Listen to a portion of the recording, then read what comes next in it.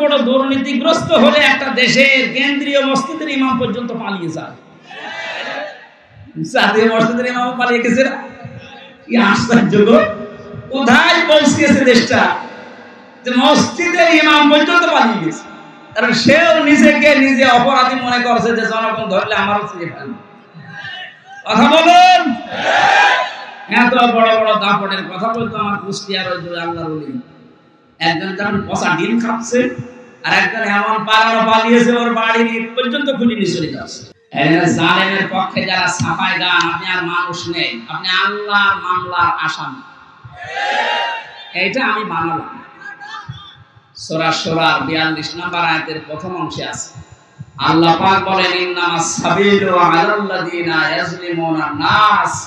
পৃথিবীতে যারা মানুষ হয়ে মানুষের উপরে জুলুম করে, অত্যাচার করে, নির্যাতন চালায়, আমি আল্লাহ নিজে তার বিরুদ্ধে মামলা দেব। এলে বাংলাদেশে 1628 জন মানুষ মেন দায়িত্বে ছিল, আর প্রত্যেকটি এরা জুলুমকারী। যে যে বিভাগে ছিল ওই বিভাগেও জুলুম করেছে। এখন খবর না কেন? বিচার বিভাগে বলেন, প্রশাসনে বলেন, যা যা বিভাগ ছিল প্রত্যেকটি জায়গায় যারা চেয়ারে ছিল প্রত্যেকটা জালেম আর জালেমের দোষী। অনেকে বলে আমার হাত বাঁধা। হাত বাঁধা তোর চেয়ারে বসে থাকার দরকার কি? ধ্যান চালা। হাত বাঁধা বলে তুই জালেমকে সাপোর্ট করবি?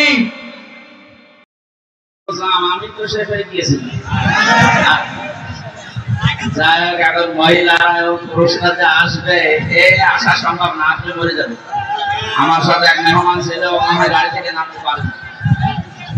যাই হোক, যেখানে আছে থাক, আমরা বাকিগুলো সব ওই দিকে আছে। শুনতে পাচ্ছেন যারা, কালেমা আমার সাথে পড়েন। লা ইলাহা ইল্লাল্লাহু মুহাম্মাদুর রাসূলুল্লাহ রাসূলুল্লাহ আশহাদু আশহাদু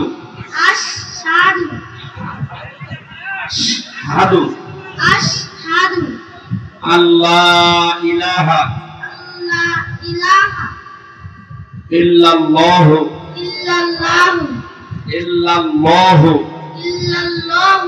ওয়া আশহাদু আন্না মুহাম্মাদান আবদুহু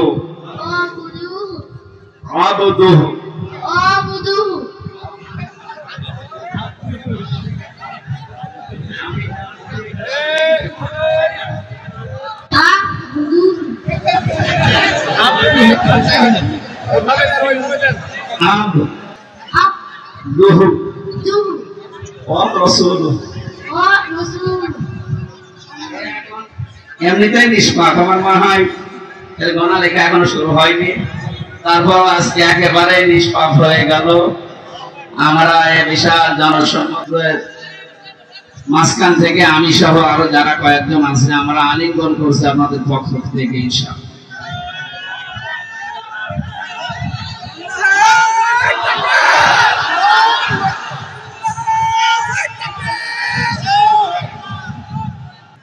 নতুন ধর্মে দীক্ষিত হওয়া এটা যে কত কঠিন। আপনাকে যদি বলা হয় যে সারা বাংলাদেশ দিয়ে দেবো, আপনি অন্য ধর্মে জানতাম হবে? আপনার কি ইমান আছে? 10 টাকা পেলে আপনি ঢুকিয়ে ফেলেন। এইরকম ইমান নিয়ে যদি নিজের ধর্ম ইসলাম বাদ দিয়ে অন্য ধর্মে যাওয়া কঠিন হয়, তো আমাদের কাছে তো এরকম কঠিন হয়েছে। সব কিছুকে বাদ দিয়ে আল্লাহর জন্য পৃথিবীর শ্রেষ্ঠ ধর্ম, শান্তির ধর্ম ইসলামে যারা এসেছে, আমরা তাদেরকে ওয়েলকাম জানাচ্ছি, স্বাগতম জানাচ্ছি, মারহাবা জানাচ্ছি। আল্লাহ রাব্বুল আলামিন যেন জান্নাত জীবন এবং আমল হলে দরকার পাওয়া যায়, সেই যোগ্যতা তাদেরকে দান করেন। সবাই বলেন আমিন। আপনারা কথা মতো বলেন। এরা নতুন ধর্মে এসেছে, এরা খারাপ হবে না বলেন, কথা মতো বলেন। দেখতে পাচ্ছি তো জায়গা হচ্ছে না, যেখানে দাঁড়িয়ে আছেন ওখানে বসেন না কেন?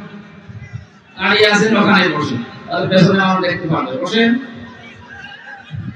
আপনারা এক কাজ করেন, কিছু মানুষ চলে যান, পরে আসি। আমরা 1 ঘন্টাও যদি কথা বলি, আধা ঘন্টা অন্য জায়গায় ঘুরে বেড়ান, বাদাম খান, পরে ওই রাস্তা দিয়ে একেবারে মেন রাস্তা থেকে শুরু করে পর্যন্ত আছে মানুষ। আমার গাড়ি আবার আছে তো নাকি সানাবড়া হয়ে গেল। কালকে সাতক্ষীরা ছিলাম, গাড়ি চেপে একেবারে জমিয়ে ফেলেছে। এইভাবে হয় না। কি আশ্চর্য!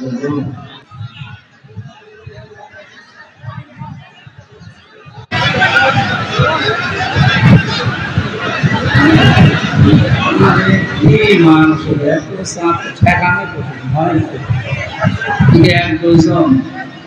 বাবা, এত গরমে তো আমি মনে আছে স্টক করবো।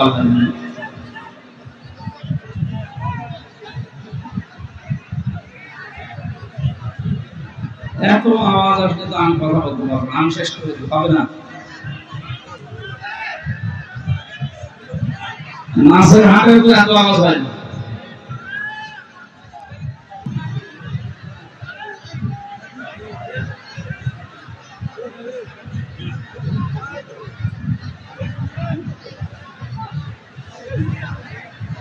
হ্যাঁ, এমনি কথা হচ্ছে। বিভাগের লোককে একটা উল্টাপাল্টা নাম দিয়ে মানুষ ডাকতো, আমি খারাপ ভাবতাম না। এই নাম দিয়ে ডাকা এটা ঠিক, এখন দেখছি যে এমনি ডাকে না, অবশ্য ঠিক। তার মানে এই নামে ডাকলে আপনার ভালো লাগে না? একটু বসেন ভাই, আমি হাতে পায়ে ছেড়ে যাচ্ছি, বসেন, একটু বসেন, ওই জায়গায় বসেন। স্টেজে জায়গা থাকলে আপনাদের ডাক দিয়ে নিতাম, এখানে ভেঙে যাবে। বসেন, ওখানে বসেন। যদি না বসার জায়গা থাকে দাঁড়িয়ে থাকেন, কিন্তু কথা বলবেন। এই একটা অনুরোধ রাখেন, কথা বলবেন। এই আবার আওয়াজ দিচ্ছেন না? আরে বাহ,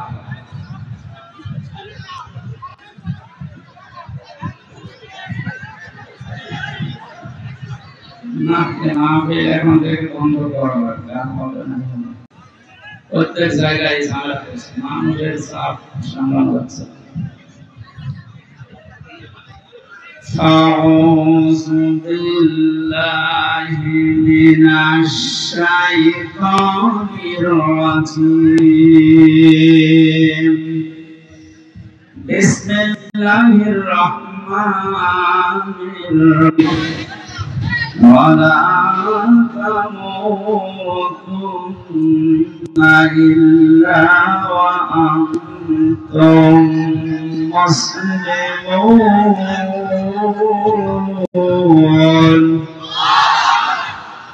صدقت يا ربنا. عن أنس رضي الله تعالى عنه قال قال النبي صلى الله عليه وسلم من مات لم يخز ولم يحدث به نفسه مات على شعبة من النفاق إلى آخر الحديث. رواه ابن ماجه.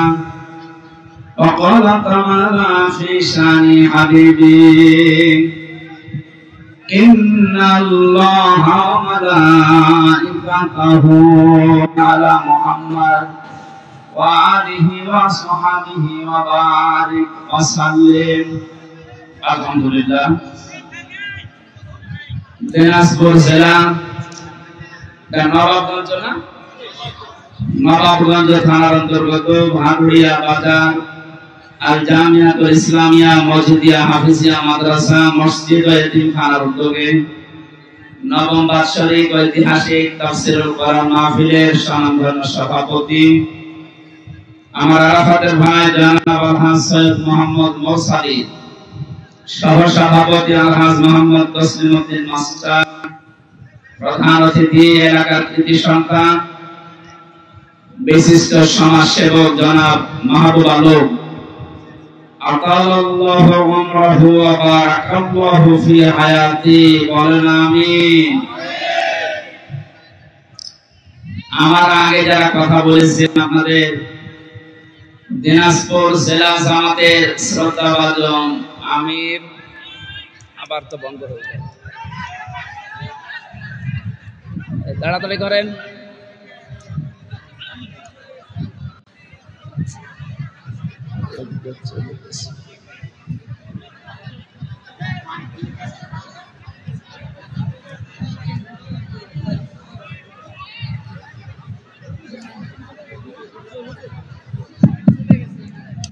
দিনাজপুরবাসী এখন আর প্রশাসনের ভাইরা পড়ার দরকার নেই।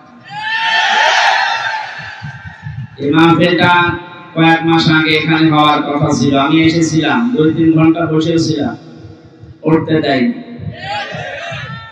কমিটির লোকজন আমার সাথে আজকে আসার সময় বলছিল, থানার যিনি দায়িত্বে ছিল অফিসার ইনচার্জের সময় তার কাছে ইমাম সাহেব গিয়ে বলেছে যে অন্তত আধা ঘন্টা সময় দেন, আমরা কোরআনের কিছু কথা শুনে মোনাজাত করে চলে যাব।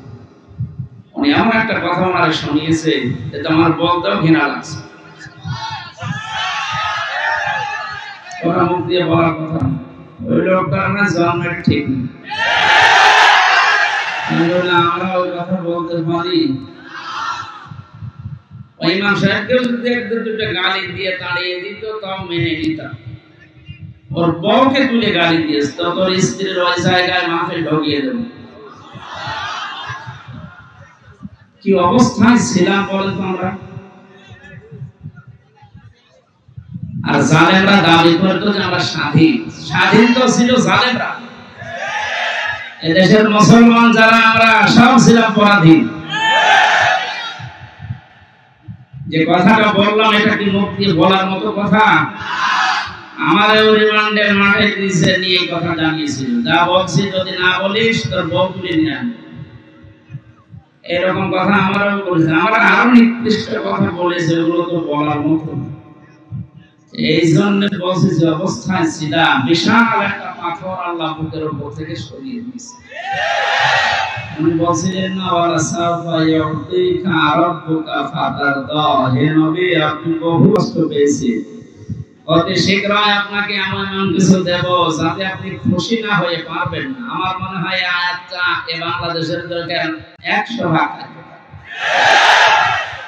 সত্যি আল্লাহ এমন কিছু দিয়েছে, এদেশের ইমানদার যারা, মুসলমান যারা, মানবতার পক্ষের লোক যারা, এরা এত খুশি। কিছু মানুষ আছে তারা নারাজ হয়েছে, তারা সালে, তারা কি ঘটনা পড়ছে। 20 জন বলছে ঠিক আছে যে খাবার চলছে এটা চলবে, 80 জন বলছে না এই খাবার আমরা চাই না। কি চাও? কিছু ছাত্র তারা বলছে আমরা কলা পাউরুটি চাই, কেউ বলছে আমরা রোল চাই, কেউ বলছে আমরা সিডা চাই। এইভাবে তো হবে না। হোস্টেল ম্যানেজার ডাক দিয়ে বলে একটা ভোট দেওয়া হবে, যার পক্ষে ভোট বেশি পড়বে সেই টাকায় থেকে পাস হয়ে যাবে। ভোট দেওয়ার পর ওই যে আগের যে 20 জন খিচুড়ি খায় ওরা তো আর পাল্টাবে না, কারণ মাঝা তো পেয়ে গেছে। এই 20 জন ভোট এক জায়গায় দিয়েছে। বাকি যারা রোল চায় তারা 18 জন, বলেন না কেন? আর ওরা কয়জন? এখন কিন্তু বর্তমান এটা চলছে। আগস্টের 5 তারিখের পর থেকে আজকের এই 12 তারিখ, 1 মাস 7 দিনে এখনো পর্যন্ত অনেকের সভাপতির উদয় হচ্ছে না। এরা এখনো পর্যন্ত ওই সেই ছোটখাটো বিষয় নিয়ে এখনো গন্ডগোল মারামারিতে লিপ্ত আছে। এভাবে করতে থাকেন 80 জন আমরা, তারপরও কিন্তু পাস করা যাবে না। ওই 20 জনই তাদের আগের ওইটা পাস করে ফেলবে। আমি কি বোঝাতে চাই বুঝেছেন নাকি আন্দাজে? হ্যাঁ, যাতে মাথা হলে তাহলে ঠিক আছে। এই জন্য আমাদের এই দেশে এখন যে দুর্বিসন্ধি চলছে, বিশেষ করে দাদা বাবুরা কিন্তু চেষ্টা চালাচ্ছে আমরা যেন 80 জন এক জায়গায় হতে না পারি। যেখানে আমি 3টা বছর মাওলানা মামুনুল হক আমার পাশে ছিল, মাঝে মাঝে আমারে বলতো হামজা বাইরে থাকতে কি ভাবতা, আমার ভেতরে এসে কি শুরু হইতো। আমরা কি মনে করতাম, আমার বাস্তবতা আসলে কোথায়। আমরা মারামারি করেছি টুপি নিয়ে, কয় করে টুপি মাথায় দেবো আমি এই নিয়ে, হাত বাঁধবো না হাত ছেড়ে দেবো, মোনাজাত করবো না মোনাজাত হাত ছেড়ে দেবো, এই নিয়ে গন্ডগোল করি আমরা। আর এখন দেখছি ওরা কোথায় পৌঁছিয়েছে। ওরা সংখ্যায় বেশি না, 20 জন, কিন্তু আমরা 80 জন হওয়ার পরেও পালিয়ে পালিয়ে বেড়াই, মার খাই। জেলের ভেতরে শুধু আটক করে রাখে না, সবচেয়ে বেশি কষ্ট দিয়েছে এই জালেমেরা আলেমদেরকে। কত মার্ডার মামলার আসামি দেখলাম রাজার হালের ভেতরে খাচ্ছে, ঘুরছে, মাস্তানিও করছে। আর আমরা 76 জন আলেম এক জায়গায় ছিলাম, আমাদেরকে কি কষ্ট দিয়েছে। যোগাযোগ বিচ্ছিন্ন, মানবতা বিরোধী অপরাধ বলে ওরা খুঁজে পায় না। ওরা মানবতা বিরোধী অপরাধের বিচার করে, এই আয়না ঘরের সাথে যারা জড়িত সব চাইতে মানবতা বিরোধী অপরাধের সাথে শামিল না এরা। আমি যে খুঁজে পান না যে কি দোষ আমার। গতকালকে ছেলে নাম নিতে আমার কেমন লাগে না, স্ট্যাটাস দিয়েছে যে দেশের মানুষ আমার মাকে কুকুরের মতো তাড়িয়ে দিল। বাঘের মতো তাড়াবে, কুকুরের মতো তাড়িয়েছে, কপাল ভালো। আর 4.5 থেকে 5 মিনিট হলে কেল্লা ফতে হয়ে যেত। ওটা নিয়ে নুন দিয়ে দুধ দিয়ে ভাত খাওয়ার কথা বলতো না মাঝে মাঝে। কয়েক জায়গায় আগুন লাগালে মনে হচ্ছে পড়ে যাবো, অত ভাত দুধ দিয়ে খাই না, এবার আমি খান। এই জন্য সেটাই করতাম, একেবারে বিচ্ছিন্ন। মোবাইল তো নেই, 2 দিন 1 দিন পরে পরে এসে চেকের নামে উল্টা পাল্টা করে এমন কষ্ট দিত। আর অধিকাংশ গুলো অমুসলিম, মুসলমান হলে তো একটু মায়া দয়া পেতাম। সুভাষ চন্দ্র বসু, সুব্রত বালা, আর বাকিগুলোর নাম আমার অনেকের মনে নেই। সেই কয়েকটা ডিউটিতে পড়তো, অধিকাংশ গুলোই অমুসলিম। ও আলেম আর জালেমের কাছে শোনা। ও তো আর হুজুর বোঝে না, খেজুরও বোঝে না, মনে করে সবই এক। টাকা দিলে ভালো, টাকা না দিলে আপনি কালো। এই অবস্থায় যা অত্যাচার চালিয়েছিল, সেজদায় পড়ে পড়ে আলেমরা যখন কাঁদতো, পানিগুলো যায় নামাজের এই জায়গাগুলো শুধু ভেসে না, আল্লাহর আরশ পর্যন্ত কেঁপে গেছে। আমার মনে হচ্ছে শুধু ছাত্র জনতার মাধ্যমে আল্লাহ জালেমকে বিদায় করেনি, বাংলাদেশ এই জায়গায় আল্লাহ ফেরেশতাও পাঠিয়েছিল। 16 বছর কম চেষ্টা করে না এদেশের মানুষ, এক চুলো নড়াতে পারে না জালেমকে। আল্লাহ পাক বলেন, ইন্নামা নুমলি লাহুম লিয়াসদাদু ইসমা। ওদের পাপের বোঝা যখন পরিপূর্ণ হয়ে যায়, ওয়ালাহুম আযাবুম মুহিন, তখন ওদেরকে অপমানজনক শাস্তি দিয়ে ঘিরে ফেলি। এই আয়াতটাতে কত বাস্তব এর প্রমাণ কালামানি। ওর বিসি পর্যন্ত বিবিস ন্যায় বা সংসার কম। তাতে তালিকা করেছিলেন আলেমদের 116 জনের, তার ভিতরে আমার নামও ছিল। আমার মনে হয় এখন আমরা যে অবস্থায় আছি, আমরা এখন এই সালেমদের তালিকা করব। বাংলাদেশের 560টার উপরে থানা আছে, প্রত্যেক থানায় সালেমদের তালিকা টাঙিয়ে টাঙিয়ে রাখা লাগবে, যেন কোনো সালেম কিয়ামতের আগে দেশে আসতে না। বিশেষ করে আপনাদের এখানে যিনি মানবতার বন্ধু নামে পরিচিত, কিসের বন্ধু? মানবতার শত্রু এটা। এগুলো সব নেকি। দরবেশের দাড়ি কি? নেকি দাড়ি। দাড়ি কেটে নম হয়ে গেছে দরবেশ। আর এত দাড়ি ছিল না। এরা সম্মানিত মানুষ, এলাকার কৃতি সন্তান, সরকারি একটা চাকরিজীবী। এই লোকটা পর্যন্ত রিকোয়েস্ট করেছিল যে আধা ঘন্টা দেন, আমি বসে আছি, আপনি আমার বন্ধু মানুষ। ও শয়তান বলেছে না, হবে না। এবার আসেন, বাধা দিতে আসেন। ফ্যান ধরে ছিঁড়ে ফেলাম। বাংলাদেশের গোয়েন্দা বিভাগের সর্বোচ্চ পর্যায়ে এখন যিনি আছেন প্রধান, আমাকে কয়েকদিন আগে কল দিয়ে বলছে, হুজুর যেখানে যে ফোর্সে কথা বলা দরকার কোরআনে বলতে থাকবেন, কারো অনুমতি নেওয়ার দরকার নেই, কোনো বাধা নেই। যদি কোনো মহারথী বাধা দিতে আসে, শুধু নামটা টুকে রাখবেন আর আমারে জানাবেন। ও দেশের যেখানে থাক, ঠ্যাং ধরে ছিঁড়ে ফেলবেন। বললাম স্যার আপনি ছিলেন?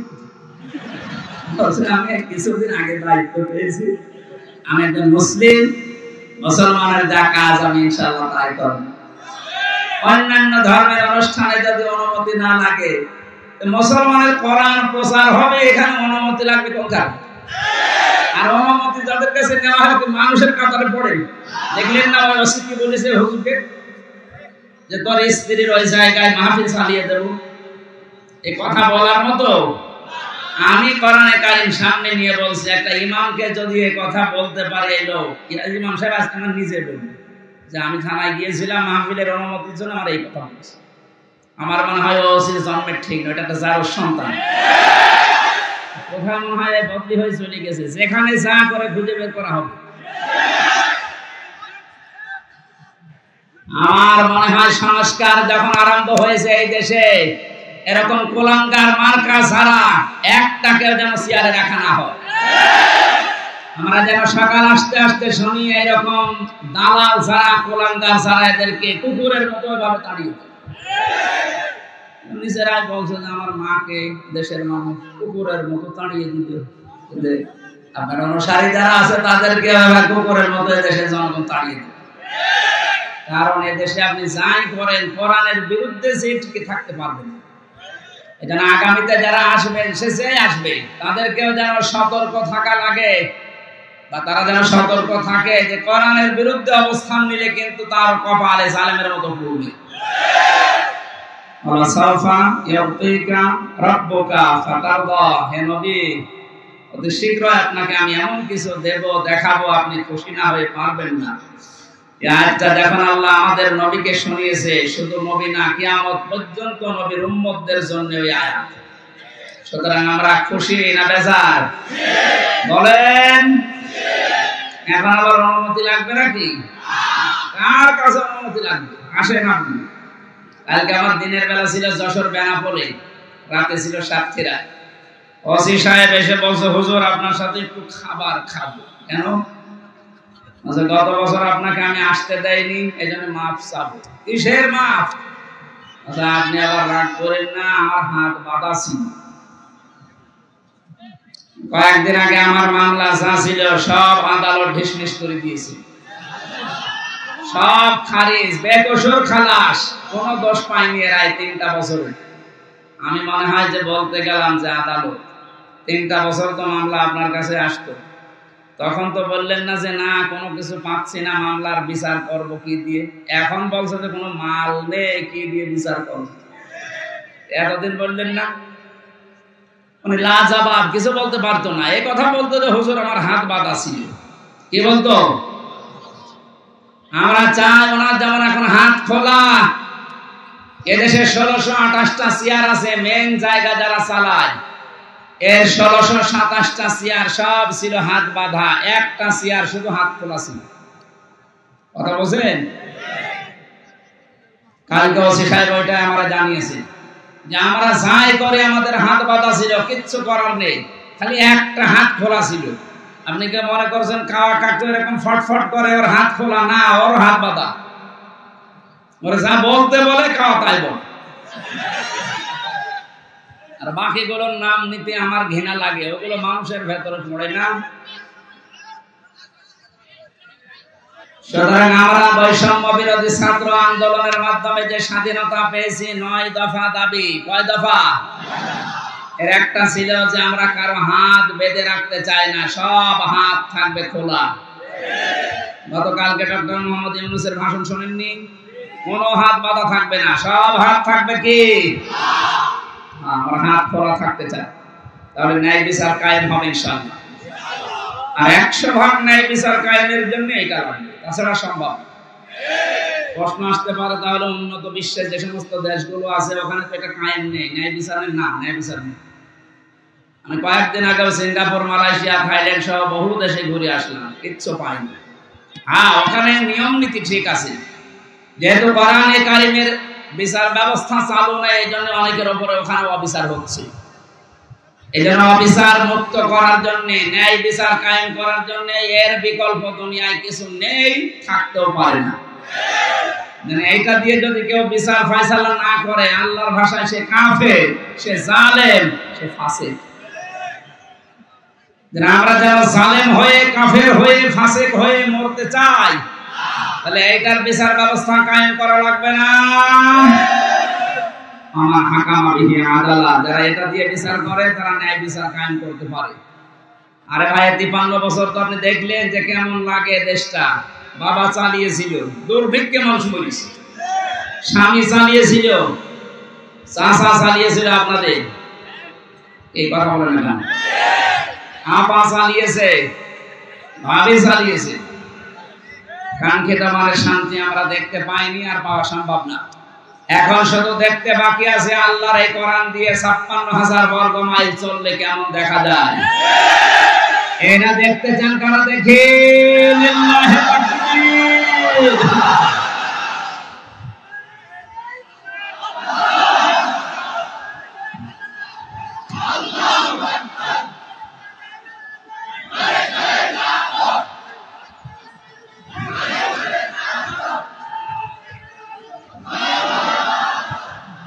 আলহামদুলিল্লাহ,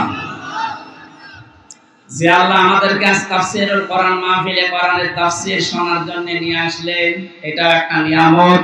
এই কারণে আমরা খুশি, বলছি আলহামদুলিল্লাহ। দরুদ পড়ছি, সালাম পাঠাচ্ছি আমাদের নবী মুহাম্মদ রাসূলুল্লাহ সাল্লাল্লাহু আলাইহি ওয়াসাল্লামের প্রতি। আমি গতানুগতিক কথা বলি না, যা বলি ওখান থেকে একটা বাস্তব শিক্ষা নিয়ে আসি। কি গো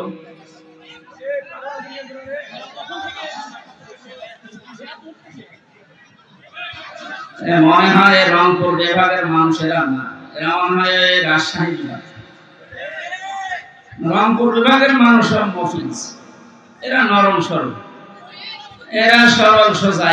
কোন বিয়া তো বেশি চালা দেখেন, তোরা জিজ্ঞাসা করেন তো কোন ছেলের বাড়ি, ধরেন সুবহানাল্লাহ আলহামদুলিল্লাহ লা ইলাহা ইল্লাল্লাহ আলহামদুলিল্লাহ লা ইলাহা ইল্লাল্লাহ সুবহানাল্লাহ আলহামদুলিল্লাহ লা ইলাহা ইল্লাল্লাহ মুহাম্মাদুর রাসূলুল্লাহ। আর কারো কথা আছে? এবারে চুপ করে, আমরা কোরআনে প্রবেশ করছি। বিশ্ব নবীকে আল্লাহ পড়া কোরআন শরীফে ৭টা নামে ডাক দিয়েছেন। এখানে আলেম নেই?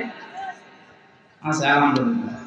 ওরা আলেমদেরকে বলছে এই ৭টা নামের ভেতরে সর্বপ্রথম যে নাম ধরে ডাক দিয়েছেন নবীজিকে, ১ নম্বরে বলেছেন ইয়াসিন। ইয়া হরফে নিদা, ইয়া মানে হে, সিন মানে সাজ্জেদ। তাফসীরে কাবীরে আল্লামা ফখরুদ্দীন রাজি রাহমাতুল্লাহ আলাইহি উনি ৫টা অর্থ দিয়েছেন এই সিনে। উনি বলেন সিন মানে সাজ্জেদুল আলামিন, সিন মানে সাজ্জেদুল বাশার, সিন মানে সাজ্জেদুল কাউনাইন, সিন মানে সাজ্জেদুল আম্বিয়া, সিন মানে সাজ্জেদুল মুরসালিন। এবার একটা একটা করে আমি ব্যাখ্যা বলছি। মুফাসসিরতে বললেন সিন মানে সাজ্জেদুল আলামিন, শুধু আলম না, আল্লাহর ঘোষণা দেওয়ার নেতা। এই দুনিয়ায় মাত্র একজন, পৃথিবীর মানুষেরা যারা মনে করেন আমি নামাজ পড়ি, রোজা রাখি, খাস পর্দা করি, আমি জান্নাত পেয়ে গেছি, না। আপনার যদি চরিত্র ঠিক করার জন্য এই পৃথিবীর ময়দানে যাকে আদর্শ মানা লাগবে, নেতা মানা লাগবে, ওই লোকটা যদি আপনি ঠিক করতে না পারেন, আপনি কোনোদিন জান্নাতে যেতে পারবেন না। এটা যদি শুধু দুনিয়ার বিষয় হতো, কসম খোদার আমি বলতাম না এটা সরাসরি সম্পর্কিত আল্লাহ আখিরাতের সাথে। এবার আপনি মিলাবেন, শুধুমাত্র আলম যদি আল্লাহ দিতেন, তাহলে পৃথিবীর ২২৮টার উপরে এখন রাষ্ট্র আছে, স্বাধীন পরাধীন মিলে। যে কোনো রাষ্ট্রে আপনি বসবাস করে যদি বলতেন না আমি পৃথিবীতে থাকবো না, আমি চলে যাবো মঙ্গল গ্রহে, আমি চলে যাবো চাঁদের দেশে, তাহলে ওইটা তো আলাদা জগৎ। ওই জায়গায় গেলে যদি বিশ্ব নবীকে আপনি না মানতেন, আদর্শ হিসাবে, নেতা হিসাবে, সামনে রাখা হিসাবে, তাহলে আপনি জান্নাত পেয়ে যেতেন। যেহেতু আলামিন বহু বচন দেওয়ার কারণে আপনি যেখানেই যান না কেন ওই জগতের একচ্ছত্র মালিকানা কার? ওখানে যে আল্লাহর বিধিবিধান নাযিল হয় তার প্রমাণ সূরা তালাক, ইয়াতানাজ্জালুল আমরু বাইনাহুন্না ইলা আখির আয়াত। আল্লাহ পাক বলেন প্রতিটি জগতে আমি আল্লাহর বিধিবিধান নাযিল হচ্ছে ওই জায়গার সৃষ্টি দেখে। সুতরাং কেউ যদি মঙ্গল গ্রহে যে ঘর বাড়ি বানিয়ে বাস করতে চায়, সেখানেও নামাজ রোজা যেমন করবে, বিশ্ব নবীকে আদর্শ মানতে হবে ঠিক এরকম ফরজ। আল্লাহর ঘোষণা দেওয়ার নেতা একজন মাত্র, মুহাম্মদুর রাসূলুল্লাহ। এবার আসেন আমি আখিরাতের কথা কেন বললাম। বিচার ব্যবস্থা আল্লাহ যখন আরম্ভ করবে, প্রথম ধাপে আল্লাহ মানুষকে ডাকবে একা একা, কেউ থাকবে না আপনার সাথে। অকুল্লুহুম আতিহি ইয়াউমাল কিয়ামাতি ফারদা। আল্লাহ পাক বলেন কিয়ামতে প্রতিটি মানুষকে আমার সামনে আমি দাঁড় করাবো, স্রেফ একা একা, কেউ থাকবে না। এবার আপনি নিজের সাথে মিলিয়ে দেখেন তো, আপনি স্রেফ একা দাঁড়িয়ে আছেন আল্লাহর সামনে, যা জীবন তৈরি করলেন এইটা নিয়ে আল্লাহর সামনে দাঁড়ানো সম্ভব? বলেন না। আমি একা থাকলে আমার মাঝে মাঝে মনে হয়, আল্লাহ তুমি যদি বলো হামজা 2024 সালের আগস্ট মাসের 31 তারিখ পর্যন্ত তোর মাফ করে দিলাম, যা, তোর হিসাব দেওয়া লাগবে না। শুধুমাত্র সেপ্টেম্বরের 12, এই 12টা দিন হিসাব দিয়ে জান্নাতে চলে যা। আমার যা অবস্থা, এই 12 দিনের হিসাব জোগাড় করা এখনো সম্ভব না। আপনারা পারবেন না? আপনারা পারবেন।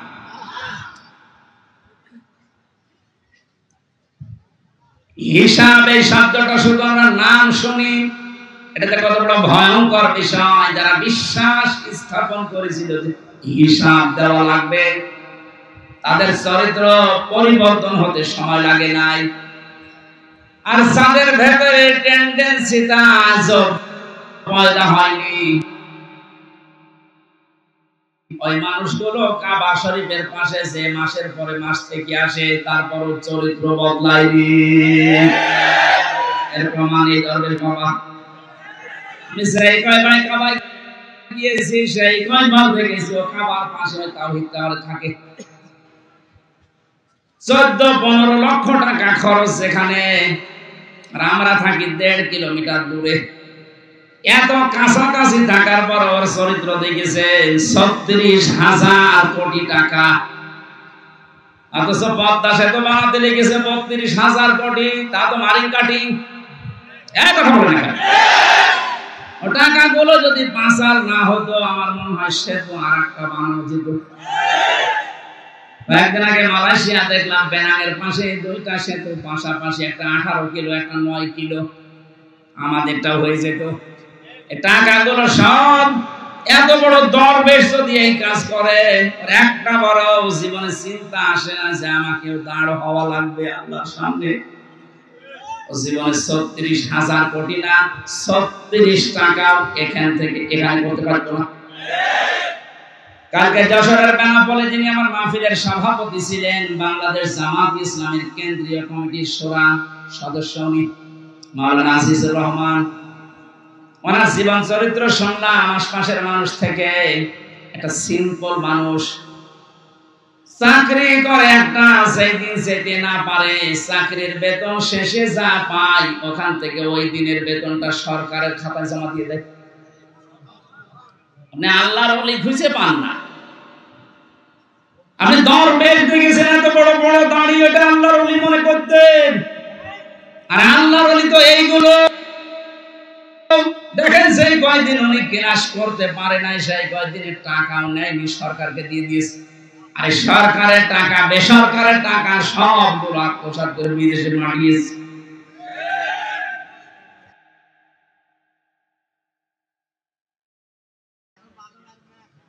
মসজিদের ইমাম যদি বলে আমি ঘোষ খাই না, আরে ঘোষ দেবে কে? ওসি যদি বলে, এসপি যদি বলে আমি ঘোষ খাই না, ওটা আল্লাহর ওলি। কথা বলেন না কেন? যে লোকটা অনেক কিছু করার সম্ভাবনা ছিল তার জীবনে, সব কিছু ছেড়ে দিয়েছে, এত পরিচ্ছন্ন জীবন যাপন করছে, এই মানুষটাকে যদি আপনি দাঁড় করাতে পারেন, সংসদের একটা চেয়ারে এরকম 151 জন বসিয়ে দিতে পারেন, এই দেশটা পৃথিবীর ভেতরে রোল মডেল হয়ে যাবে। এতদিন চোরগুলো বসিয়ে আন্দাজে ধোয়া তুলতো যে এ বিশ্বে আমরা রোল মডেল। কিসের রোল মডেল? চোরে। কিসের? ডক্টর মোহাম্মদ ইউনূস গত পরশুদিন জানিয়েছেন যত টাকা পাচার হয়েছে প্রায় 4 ভাগের 3 ভাগ সব নিয়ে আসার ব্যবস্থা হচ্ছে, বাকিটা চলে আসবে ইনশাআল্লাহ। আমার মনে হয় টাকাগুলো যদি আসতে না পারে, সাথের বউ ছেলে মেয়ে স্ত্রী পুত্র দেশে আছে, ওদেরকে রাষ্ট্রের কাছে লাগান, কোনো ছাড় নেই। যে বেতন পায় ওই বেতন দিয়ে তো সংসার চলার কথা না, অথচ বেঞ্চি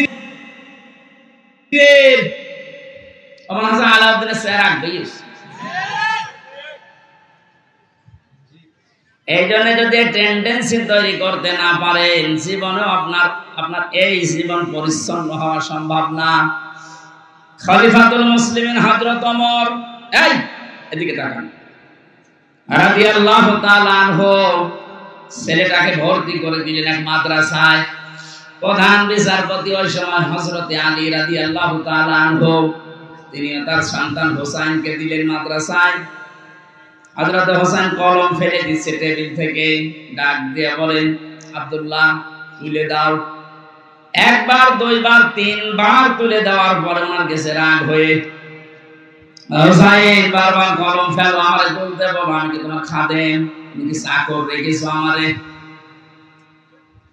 হযরত হোসেন রাগের মাথায় বলে ফেললেন, আব্দুল্লাহ তুমি শুধু চাকর না, শুধু খাদেম না, তুমি খাদেমের বাচ্চা খাদেম। ওই সময় আমি প্রেসিডেন্টের ছেলে, বাড়িতে গিয়ে বলছে, আব্বা আমি আর মাদ্রাসায় যাব না। কেন? হোসেন আমাকে গালি দিয়েছে, আমি নাকি খাদেমের বাচ্চা খাদেম, অথচ তুমি তো দেশের প্রেসিডেন্ট। তুমি যদি এর বিচার না করো, মাদ্রাসায় আমি পড়বো না। ঠিক আছে, আজকে না সোমবার দিন বিচার হবে। উনি খুতবা দিচ্ছিলেন, বয়ান বন্ধ করে বললেন, হযরত ওমর কথা বন্ধ হয়ে গেছে, তাই তো এভাবে তো আমি ভাবিনি। তিনি বললেন, হোসেন যে কথাটা তুমি বললে এটাকে লিখে দিতে পারবা? কাগজ কলম নিয়ে আসেন। খেজুরের পাতা নিয়ে এসেছে, আমি লিখে দিলে, ওমর আমার নানা খাদেম ছিল, আমি দেখেছি, হুসাইন ইবনে আলী, সই করে দিলাম। কাগজটা হাতে নিয়ে হযরত ওমর চমা খেলেন, ডাক দিয়ে বললেন, নবীর সাহাবীরা বিচার হয়ে গেছে। হযরত আব্দুল্লাহ তো ছোট মানুষ, বসে না, বলে, আবার কি করে বিচার? এই কাগজটা আমার কাফনের ভেতরে দিয়ে দিও, বিচার যখন শুরু হবে, আমার আল্লাহ পাক যদি আমার জীবনের কিছুই পছন্দ না করে, কাগজটা তুলে দেখাবো রব্বুল আলামিন, তাকাও এদিকে, তোমার নাম নবীর নাতি লিখে দিয়েছে, আমি নবীর খাদেম ছিলাম। এসিলাই বলো, তুমি আমার বিচারটা সহজ না করে শেষ হবে না। কোন পর্যায়ে মানুষ ছিলেন উনি? হিসাব নিয়ে কত ভীত সন্তুষ্ট ছিলেন। কিয়ামতের বিচার ব্যবস্থার প্রথমে আল্লাহ আপনাকে দাঁড় করাবে, কিন্তু স্রেফ একা কেউ থাকবে না আপনার পাশে। দ্বিতীয় স্টেপে আল্লাহ আপনাকে একা ডাকবে না, এইটা বোঝানোর জন্য আমি বলছিলাম, ভালো করে খেয়াল করেন। ইয়াউমা নাদউ কুল্লা উনাসিন বিইমামিহিম, সূরা বানী ইসরাঈল। আপনি এবার বিবেক দিয়ে বলেন, যাকে নেতা মানেন, যার আদর্শ মতো চলেন, স্লোগান দেন যার পেছনে, কেউটা যদি কিয়ামতে আপনার সামনে থাকে, ওর যে চরিত্র, ওর যে সুরত, সিরাত আপনি তো নিজে জানেন, ওকে সামনে দেখলে আল্লাহ মাফ করবে বলে মনে হয়? বলছেন না, তো এখনই ধরা খাবে। দেখলেন আপনারা নিজেরাই বলছেন যে না স্যার পেছনে আছি, আপনি এমন মানুষের পেছনে থাকবেন কিয়ামতের ময়দানে, যাকে আল্লাহ দেখলে আল্লাহর রাগ না, আল্লাহর আনন্দ বেড়ে যাবে। এরকম মানুষ দেশে নেই। এর দলিল আছে সূরা নিসা 5 নাম্বার পারা 6 নাম্বার পৃষ্ঠা 9 নাম্বার লাইনের 59 নাম্বার আয়াতের প্রথমে আছে, জাতীয় এই ফেল, এই ভার্ব, এই ক্রিয়া, এই শব্দটা আল্লাহ নিজের নামে আর রাসূলের নামে রেখেছেন। কিন্তু উলিল আমরের আগে আল্লাহ এই শব্দটা দেননি। যতগুলো তাফসীর আমি দেখেছি মুফাসসিরিন ইকরাম সবাই একমত, আল্লাহ রাসূলকে মানতে হবে, কোনো প্রশ্ন করা যাবে না। আল্লাহ রাসূলের পরে যদি দুনিয়ায় কাউকে কেউ মেনে চলতে চায় অবশ্যই আয়াতকে আমি বানালাম, বলেন বলেন ১৫০০ বছর আগে নাযিল করা আয়াত। সুতরাং আজকে সিদ্ধান্ত নিয়ে বাড়ি যাবে যারা আল্লাহ রাসূলকে মানে না, ওই দল যদি আমার বাবাও কায়েম করে আমি ওই দল করি না।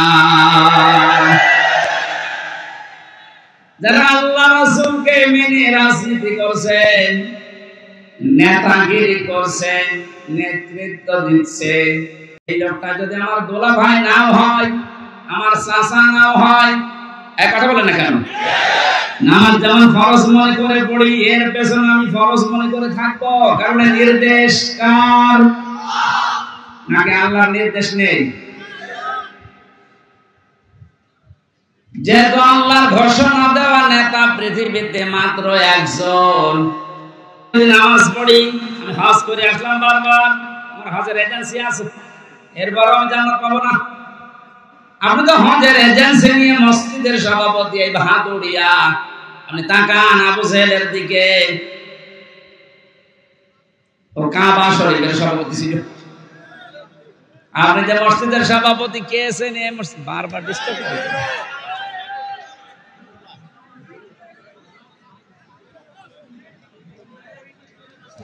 এমনিতে মাইক ভালো না, এরপরেও আবার যদি এইভাবে ডিস্টার্ব করে, বুঝলাম, কিন্তু মাইকে তো ভালো না।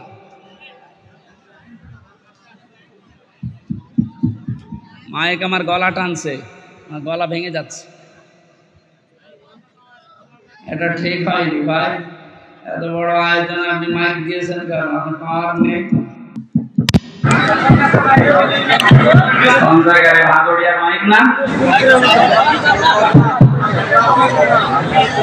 এরা বলেছে না এর উপরে মাইক হয় না, মাইক হয় না পাবনা দারুল মাদ্রাসায় মাইক দিয়ে ফেরেশতা নিয়ে এসে দেয়।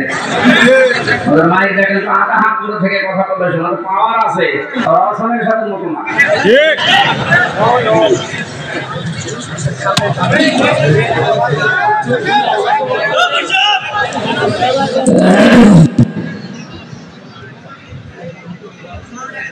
দিনাজপুর বাসে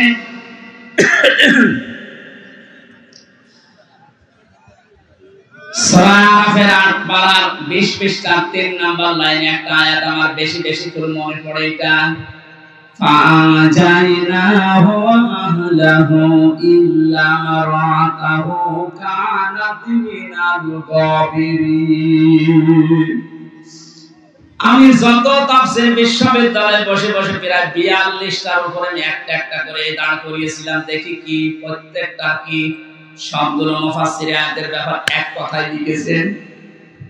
হযরত লূত আলাইহিস সালামের জামাত দুইজন ফেরেশতা এসে লোক নবীকে বললেন, আপনার উম্মত যারা আছে তাদেরকে নিয়ে আপনি চলে যান, কিন্তু সাবধান আপনার স্ত্রীকে নেবেন না, এখানে আমরা আল্লাহর গজব নাযিল করব।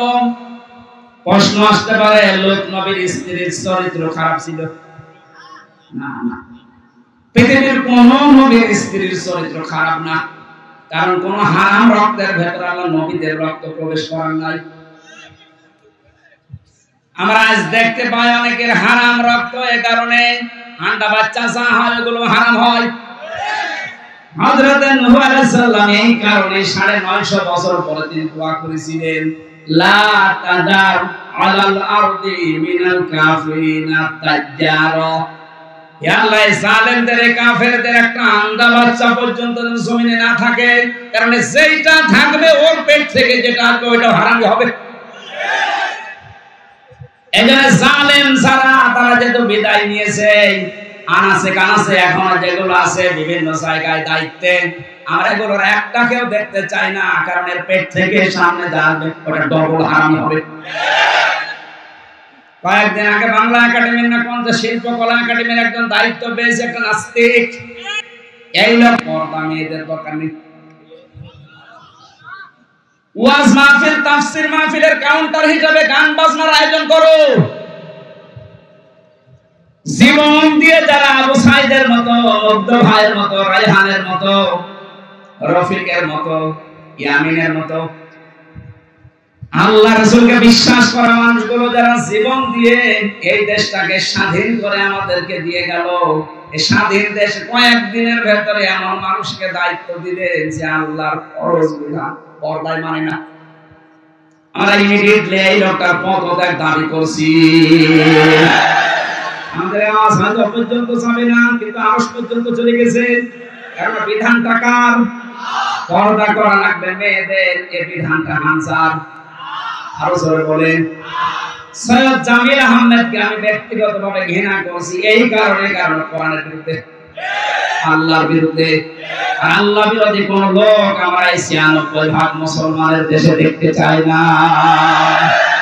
এর পদত্যাগ দাবি করেন কারা কারা দেখেন। লিল্লাহি তাকবীর।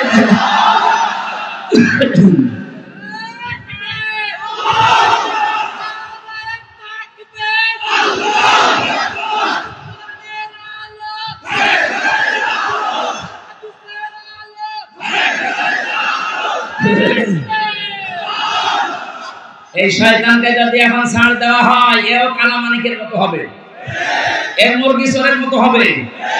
ওই সময় যদি কালামানিককে বিসি বের করে দেওয়া যেত, ও আর ১১৬ জনের তালিকা করতো না। সবচাইতে বেশি ইসলামের বিরুদ্ধে কথা বলেছিল এই লোকগুলো। সেই গল্পটা সেটা কোথায় গেল? সেই জাফর ইকবাল নাকি শাহ ইকবাল? এইটাকে এখন ধরা দরকার। আলেমদের ফাঁসি চেয়েছিল। কথা বলেন না কেন? নির্ভেজাল শয়তানি গুলো। যখন এদের বিষ দাঁত বের হবে সঙ্গে সঙ্গে ভেঙে দেওয়া হয়, ভবিষ্যতে কোন জালেম আর এভাবে শক্ত কথা বলতে পারবে না। এই সৈয়দ জামিল আহমেদকে ছেড়ে দেন, এই শয়তান কয়েকদিন পরে এই স্বৈরাচারের মতো কথা বলতে শুরু করবে, বলবো আমি সব। এত কষ্ট করে স্বাধীন করে যারা দিয়ে গেল তাদের মতামতের গুরুত্ব নেই। প্রত্যেকটি সমন্বয়ক এখন এক কথায় উচ্চারণ করছে, আমরা আল্লাহ রাসূলকে বিশ্বাস করি, তার বিধান দিয়ে আমরা সবার বাঁধন খুলে দিতে চাই। শয়তান সে আল্লাহর বিধানে হাত দিয়েছে, দায়িত্ব পেতে দেরি, একবারে এসে আল্লাহর বিধান পর্দায় হাত দিয়েছে। এই ২৪ সালে মেয়েদের আর পর্দা দরকার নেই। কি বড় কথা বলতো। আপনি ব্যক্তিগতভাবে আমার দুইটা থাপ্পড় দিন, আমি মেনে নিতাম। আপনি সাপোর্ট করছেন কার? আল্লাহর পুরোপুরি বিরুদ্ধে অবস্থান নিয়েছে, ও আল্লাহর বিরুদ্ধে যুদ্ধ ঘোষণা করেছে। কথা বলেন। আজকে তিরমিজি শরীফের একটা হাদিস পড়ছিলাম, কেউ যদি জেনে বুঝে কোন জালেমকে সহযোগিতা করে, সাহায্য করে, সমর্থন জানায়, যদি ভালোবাসে, তো সঙ্গে সঙ্গে নবীর উম্মত থেকে বের হয়ে যায়। এরপর অনেকে এখনো পর্যন্ত জালেমদের সাফাই গান। আমরা আহ্বান জানাচ্ছি, আনাসে কানাসে যে জালেমগুলো আছে, ডক্টর ইউনূস কালকে কতগুলো তালিকা দিয়েছে দেখেননি? ১০০ জনের প্রায় ৮০ জনের পরিবর্তন প্রায় হয়ে গেছে।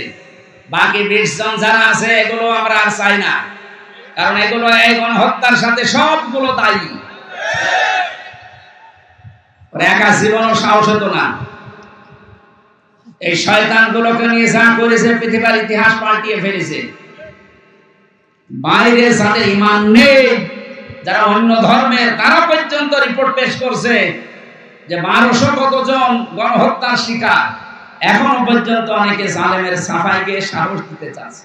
আপা আপনি ঘাবড়াবেন না, আপনি ঘাবড়ালে আমরা নরম হয়ে যায়। ওরে শয়তান, ওরে পিটিয়ে নরম বানানো দরকার। ইয়ামেন ভাইকে পুলিশের গাড়ি থেকে, ওখান থেকে, এখনো জীবিত ছিল, নড়াচড়া করছিল, ওখান থেকে ফেলে দিয়ে পা লেগেছিল গাড়ির চাকার সাথে, মনে হচ্ছে কুকুরের বাচ্চা টেনে নিয়ে যাচ্ছে। এরপরও আপনার মানুষ কিচ্ছু হয়নি মনে করে। আয়না ঘরের ভেতর থেকে যারা বের হয়ে তাদের করুণ কাহিনী শোনালো, আপনি কি মনে করছেন মিথ্যা কথা? আমি নিজে তো ছিলাম, আমি দেখেছি মাটির নিচে যে ঘর, ওখানে থাকা যায়। আজান হয় কখন, আজানও শুনতে দিত না। আমি তো ৪ ওয়াক্ত নামাজ আন্দাজে পড়েছি, কিছু জানি না যে কখন আজান হয়, কখন দিন হয়। ১১ ঘন্টা আমার টাঙিয়ে রেখেছিল, কিচ্ছু জানি না, আন্দাজে। চোখ কালো কাপড় দিয়ে বেঁধে, পেছনে হাত বেঁধে, পায়ে ডান্ডা বেড়ি লাগিয়ে, মাথায় দড়ি দিয়ে 1-2 ঘন্টা ধরে 11 ঘন্টা, দুপুরবেলা নিয়ে গেছে 2টা, রাত 11:30 নিয়ে এসেছে। 1-2টা দিন হলে তো এরকম হয়, রিমান্ডে যতদিন রেখেছে এরকম কষ্ট নিয়েছে। আমার আসার সময় বলেছে, বাইরে যে যদি কিছু বলেন এখানে যা দেখে গেলেন আপনারা কিন্তু ফেলে দেবেন, এই জন্য তো কিছু বলতে পারতাম না। এখন যে ফেলে দেবে সেই পরিবেশ। বিশেষ করে আমার এই কাউন্টার টেররিজমের আসাদুজ্জামান, এই গোপালী, এই লোকটা আমার ধরার পরে আমার বাবার কাছ থেকে বলেছে 50টা মামলা দেব আপনার ছেলেকে। আমার বাবা বলেছে মামলা তোর একটাও নেই, মামলা আমরা বানাবো, কালকের ভেতরে আপনি 10 লাখ টাকা দেবেন। আমার বাবা গ্রাম্য মানুষ, জমি জায়গা যেখানে যা ছিল ধার কর্জ করে সঙ্গে সঙ্গে 8 লাখ টাকা দিয়েছে। মনে করেছিল যে রিমান্ডে মারবে না, ও শয়তানটা কি মানুষ নাকি? টাকাও নিয়েছে, মাছ ধরেও করেছে, মামলা। কত বড় বেঈমান বলেন তো।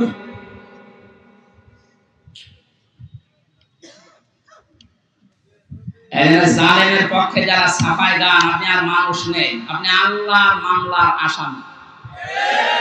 এইটা আমি বানালাম। সূরা সূরা 42 নম্বর আয়াতের প্রথম অংশে আছে, আল্লাহ পাক বলেন, ইন্নামাস সাবিলু আলাল্লাযিনা ইয়াজলিমুনা নাস। পৃথিবীতে যারা মানুষ হয়ে মানুষের উপরে জুলুম করে, অত্যাচার করে, নির্যাতন চালায়, আমি আল্লাহ নিজে তার বিরুদ্ধে মামলা দেব। বাংলাদেশে 1628 জন মানুষ মেন দায়িত্বে ছিল, আর প্রত্যেকটি এরা জুলুমকারী। যে যে বিভাগে ছিল ওই বিভাগেও জুলুম করেছে। এখন খবর না কেন? বিচার বিভাগে বলেন, প্রশাসনে বলেন, যা যা বিভাগ ছিল প্রত্যেকটি জায়গায় যারা চেয়ারে ছিল প্রত্যেকটা জালেম আর জালেমের দোষী।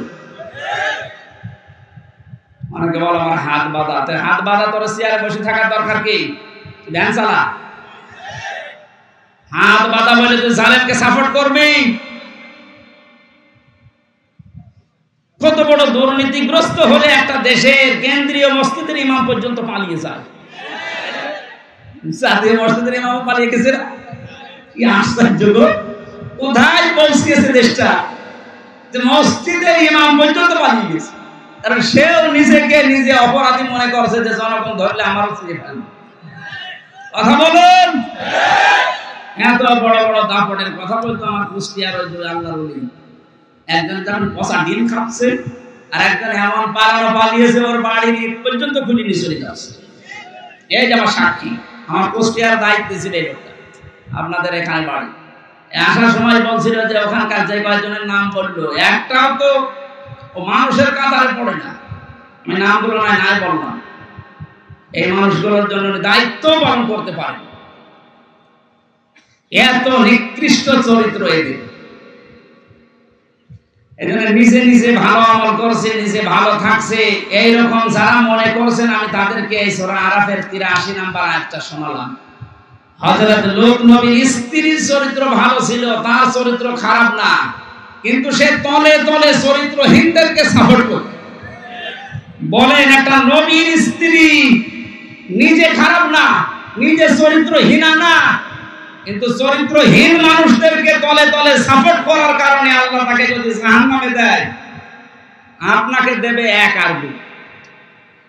মনে করছেন আমি নামাজ পড়ি, রোজা রাখি, আমার এত বড় দাড়ি, আমার বউ পর্দায় থাকে, তাতে কি হয়েছে? আপনি সাপোর্ট করেন কাকে? কথা বলুন। আশা করছি আপনার শুভবুদ্ধির উদয় হবে। আমার বংশের 100 জনের প্রায় 98 জন এই জালেমের সদস্য ছিল। ওদের সেকেন্ড নবী ছিল আল্লাহর ওলি গোপালগঞ্জে। ওরা নবীকে তো বিশ্বাস করতো যে নবী মুহাম্মদ রাসূলুল্লাহ আছে একজন, কিন্তু আরেকজন নবী আছে। আমি একবার এটা রংপুরের গাইবান্ধা মাহফিলে এসেছিলাম 16 সালের দিকে। একটা ছেলেকে বাড়িতে ভাত খাওয়ার সময় জিজ্ঞাসা করছে, ইংলিশ মিডিয়ামে পড়ে, দেখ তোমার নাম কি? নামও বলেছে উল্টাপাল্টা নাম, বাংলা ইংরেজি মিলিয়ে। জিজ্ঞাসা করলাম কালেমা বলতে পারো? মুখস্থ নেই।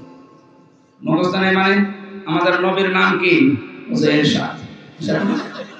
হ্যাঁ, উনি তো রাস্তাঘাট বানায়, তার মানে রাস্তাঘাট বানিয়েছে এলাকায় এরশাদ সাহেব। ও মনে করা এটা মনে হয় আমার বংশের লোকের চরিত্র এরকম ছিল। নবী একজন আছে মুহাম্মদ রাসূলুল্লাহ, কিন্তু ওরা সেকেন্ড নবী হিসাবে মনে করতো এইরকম শক্ত গোড়া। কিন্তু আগস্টের 5 তারিখে 1:30টার সময় যখন আল্লাহর ওলি চলে গেছে পালিয়ে, ওরা বিকাল 5টা বাজতে তখন মোবাইলে কল দিয়ে বলছে, বাবাজি আমরা সব এখন জামাত ইসলামী করি। এখন জামাত ইসলাম। তারপরও যা ফিরে এসেছে, ওয়েলকাম, ধন্যবাদ। ওরা যা করেছে বুঝে করুক না বুঝে করুক, আল্লাহ যেন ওদের মাফ করে দেয়। আর ওদের মতো এ দেশে আছে কান আছে আরো যারা আছেন, আপনি মনে করছেন আবার জালেমরা সংগঠিত হবে, অত ভাত দুধ দিয়ে খাই না। সময় শেষ হয়ে গেছে, আপনারা মরণের গড়া নিয়ে আসার আগে ফিরে আসেন।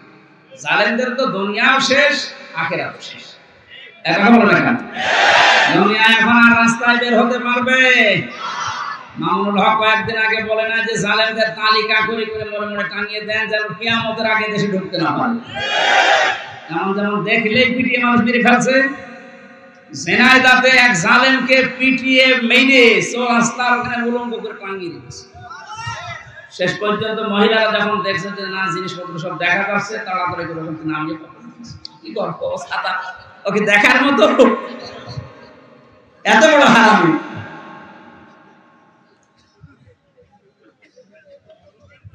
দুনিয়া শেষ আপনাদের, জালেমদের কোন দুনিয়ার জীবন নেই আর, কারণ এখন আর ওই সময় নেই। ওয়ালা ইয়াজিদু যালিমিনা ইল্লা খাসারা। দিন যত যাবে জালেমদের শুধু ক্ষতি বৃদ্ধি হতে থাকবে। এই ঘোষণাকার বলেন। কিন্তু যারা জালেম হয়ে মারা যাচ্ছেন তাদের অবস্থা আরো খারাপ হবে। তারা মামলার আসামি হামজা। কার? আপনি চিন্তা করেছেন? আল্লাহর মামলার আসামি। বাদী যত শক্ত হয় মামলা তত কঠিন হয়। আমার মামলার বাদী যেহেতু রাষ্ট্র ছিল, এই জন্য মামলার জামিন হতো না। অথচ এই মামলায় অনেকে 1.5 মাস 2 মাস পরে বের হয়ে চলে গেছে, আমার 3 বছরও জামিন নেই। তার মানে আমার মামলার বাদী কলিমদ্দি না, একেবারে সে যাই হোক। কিয়ামতের দিন যিনি নিজে বিচার করবেন, নিজে রায় দেবেন, নিজে বাদী, বলেন তো আপনার মাপ পাওয়ার কোন সম্ভাবনা আছে? আমার মতো খালাস পাবেন? আপনি আল্লাহর মামলার আসামি লিখে নিয়ে যান, আপনি জাহান্নাম।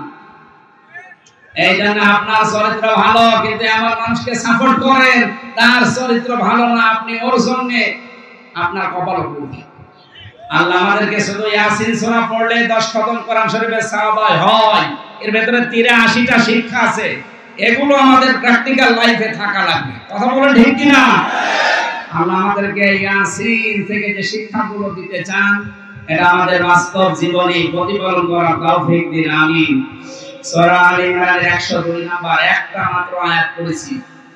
আমার আজকের আলোচনার বিষয় তিনটা ভাগ আছে। এর ভেতরে আমরা দেখি কোরআনে কারীম থেকে পয়েন্ট আকারে কথা বলার চেষ্টা করছি। কষ্ট হয়ে যাচ্ছে? কষ্ট তো হচ্ছে আমার, মাইকের জন্য গলা ব্যথা করছে আর ভেতরে ঘেমে যাচ্ছে। জবান খুলে শয়তান যদি আশপাশে থাকে যেন পালায়। বলেন আউযু বিল্লাহি মিনাশ শাইতানির রাজিম। বিসমিল্লাহির রহমানির রহিম।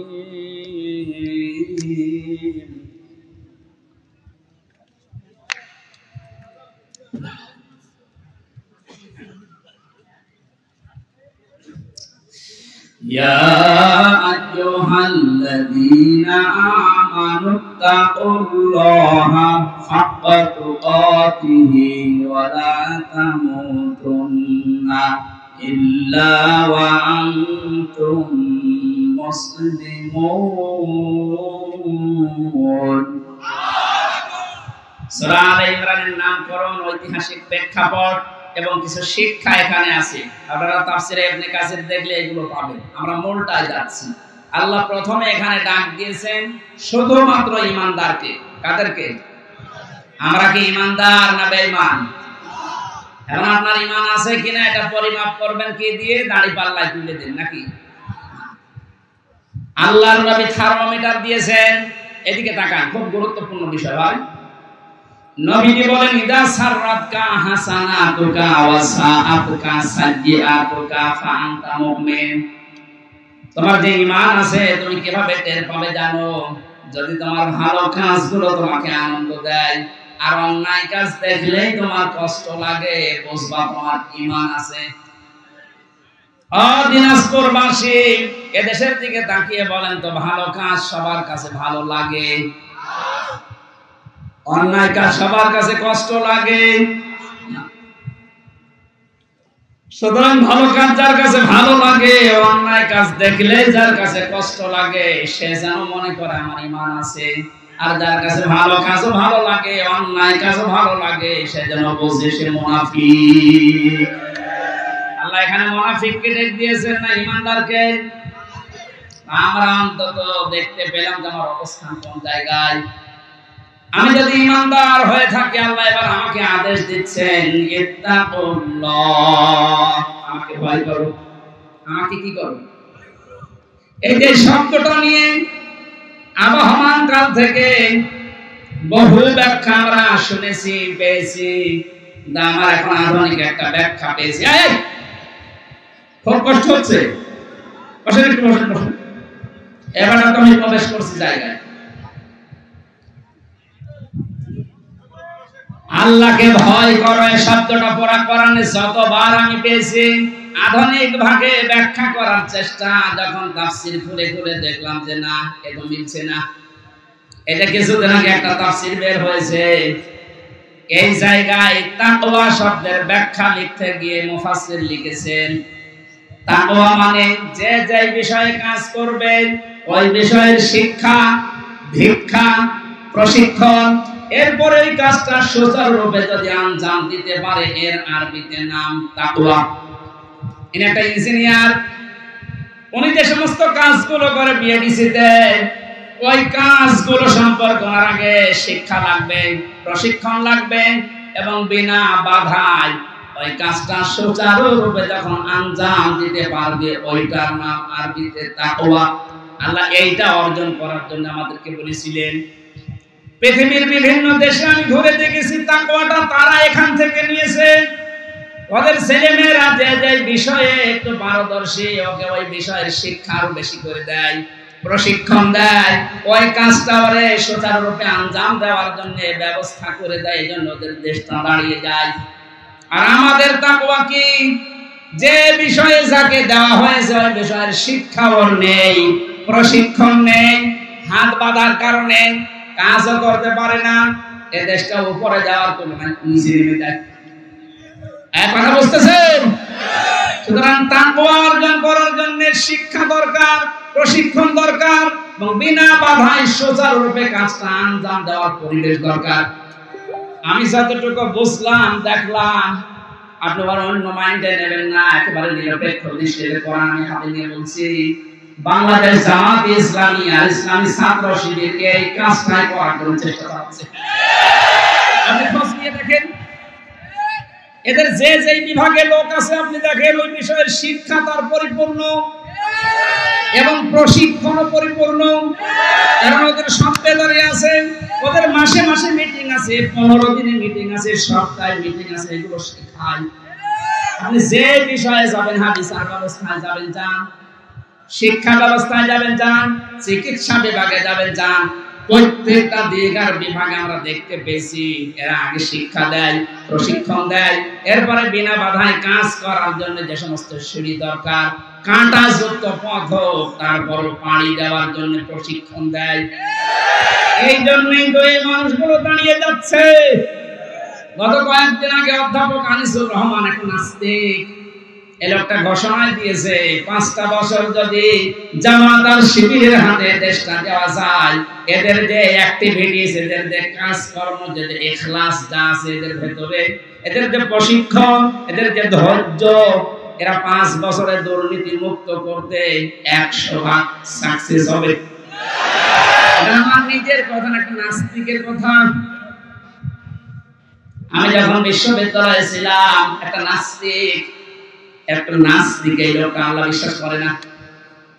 আমি যে নামাজ পড়াতাম জমার দিন, আমার কাছে এসে বলছে, হুজুর আমার মেয়ে পড়ে মাস্টার্সে, প্রাইভেট পড়াবো, একটা শিবিরের ছেলে দেন তো। আপনি একটা নাস্তিক, আল্লাহ মানেন না, রাসূল মানেন না, অথচ আজকে নামাজে এসেছেন সপ্তাহে একদিন লোক দেখানোর জন্য।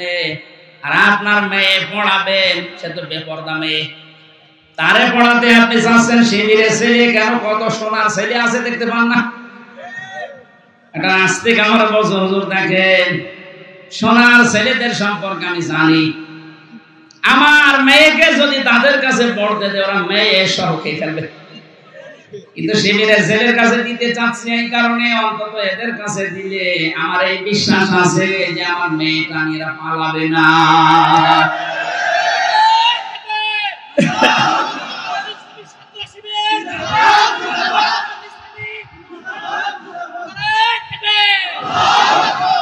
আমার মুসলমান ভাইরা, আমি দালালি করার জন্য না, আল্লাহর কসম আমি যা দেখতে পেয়েছি আমার এই 30-33 বছর বয়স, আমি সেটা বলছি।